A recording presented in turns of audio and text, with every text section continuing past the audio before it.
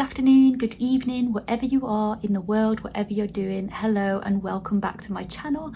My name is Claire Carmichael and I am a newly qualified nurse, but I am waiting my NMC PIN registration. And in today's vlog, I'm going to be talking all about extracurricular activities or even extra activities that you can do around nursing to keep you motivated, on track, and actually make you feel good about yourself. Because it can be stressful being a nurse, it can be really, really tough, and you do need that motivation and extra thing to keep you going. So firstly, I wanted to get into the research side of this. Just a quick brief research. Don't worry, I'm not going to bang on too much about research, but just having a quick scroll through research on the effects of extracurricular activities on studies is actually, it has been found that it's positive and that it does keep you motivated as a student if you take part in extracurricular activities. And it can keep you motivated on the course and keep you focused. However, many students don't actually like taking part in extracurricular activities. Actually, I think like's the wrong word to use there. I think a lot of people feel like they haven't got time to do this, or they would much rather be resting. And so I wanted to go out and have a look at some research that backed this up. I wanted to see, okay, is there any research out there that's been done that actually says this is why students don't take part in extracurricular activities? And I actually found something. I found something really useful. I'm going to post all of the links below to all of these articles. You can have a read for yourself. But it says that people would rather rest on their days off, and they also think that taking part in these extracurricular activities is going to have a negative effect on their studies, because they obviously want to pass the course, and being distracted from that might have a negative effect. However, overall, it does have a positive impact. It keeps you motivated, it keeps you on track, and it keeps you wanting to go back to university and do more, and it sort of lifts your mood as well, I think. Not only that, but it gives you a sense of satisfaction. It can bring out your confidence, and it can really help, I think, with things like that if you do struggle with things like that, like I did when I went into university. As some of you may know from my channel, I do everything. I threw myself into university. I got involved with as many things as I could, as many volunteering things that I could. I did 101 things, and it did keep me motivated. It kept me on track, and it made me feel good, and I've met so many people and so many friends from it. It's a huge satisfaction knowing that I've done that at university, and I can come out after the 3 years with no regrets.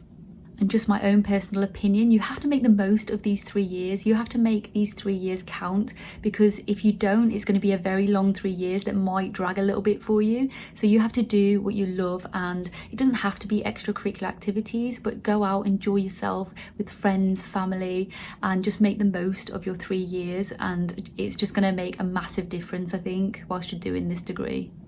And as always, I'm just going to throw in this little disclaimer before I say anything else. But obviously, all of you are individual. You've all got your own circumstances, your own different family life, your own different abilities, your own different skills, your own different interests in what you do and don't like doing.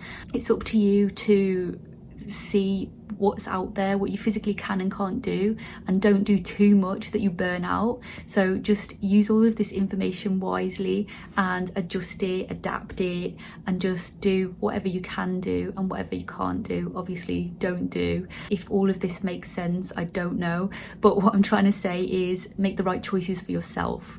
Because just because I've done so much over these 3 years doesn't mean that you physically can. I don't have a family to sort of that depend on me at home or anything like that.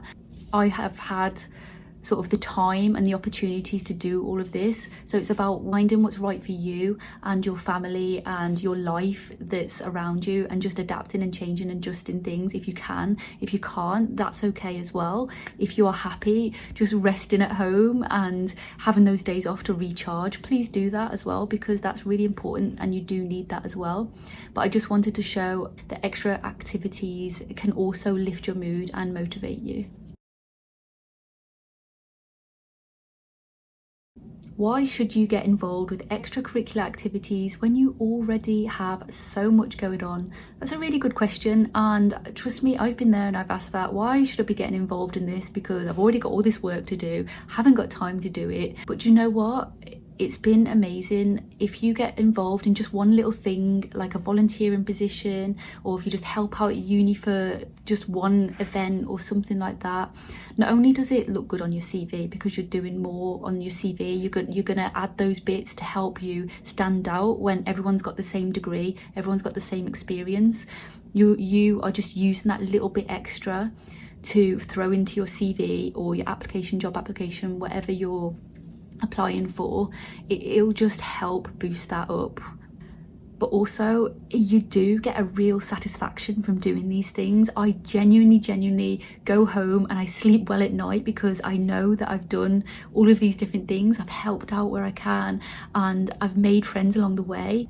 So not only is it going to help get you that job, but it will also boost your confidence. You're going to make friends, you're going to get motivated, you're going to feel good at the end of the day, and you're going to be sleeping well at the end of the night because you know you've done amazing and you've done all that you can to make this journey amazing. And it's so nice to get involved with other departments at university as well. So I didn't just do nursing related things, which is another important point that actually I have to make.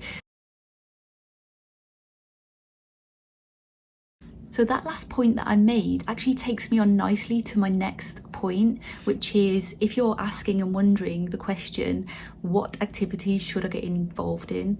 I mean, only you know the answer. You know what your interests are and what sort of things you're going to find fun and enjoyable. So that is my main tip. Find something fun and enjoyable that you are going to like as a person individually, because you're going to get so much more from it than something that you really don't like but you're just doing it so it looks good on the CV, if that makes sense. Do something fun, do something enjoyable.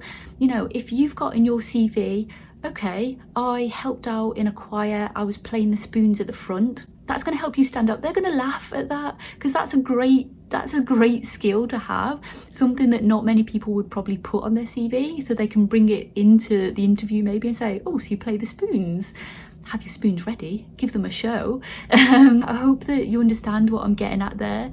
Something that really stands out that's a little bit different is more of a bonus, I think. But my second tip towards this is do something different, like I've just said, because you are so focused on nursing. This degree is full on nursing, caring for others, helping other people. Do something a little bit different that just distracts you from that you can shut off. And it sounds like a really selfish thing to do, but it's not. You have to be focused. Like in my spare time, I do my vlogging. Okay, I'm talking about nursing related things, but sometimes I'm not. Sometimes I'm talking about other things, a day and things. I do photography on the side as well, purely for myself, not for anything professional because I'm not that good. And it really does make a massive difference. But just find something that you're going to love, you're going to enjoy, and it's just going to be a whole lot of fun for you.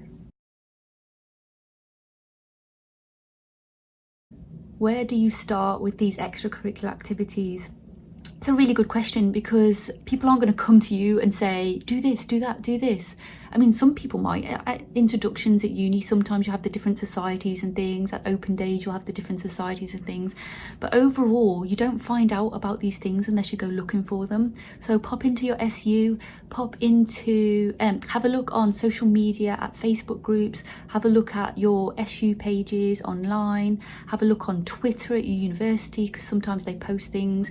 Check your emails, check your newsletters from the universities, have a look at your university website as well, at all the different societies. Just really explore the opportunities that are out there because you're not going to get handed everything on a plate and you do have to really look for these things sometimes, but just make use of all of the resources. And if you are a nurse watching this, you're qualified, you're not at university anymore, have a look at what's going on in your community, have a look at different volunteering positions, have a look at even paid positions, something that you're going to get enjoyment from, something you really love doing. So if you really love doing a particular activity, have a Google for it, see what's in your area that you can get involved in and that you can join. Like knitting, for example, a lot of people are doing knitting at the minute. They're making the little baby hats for hospitals and blankets. It's really, really cute and lovely. I love it.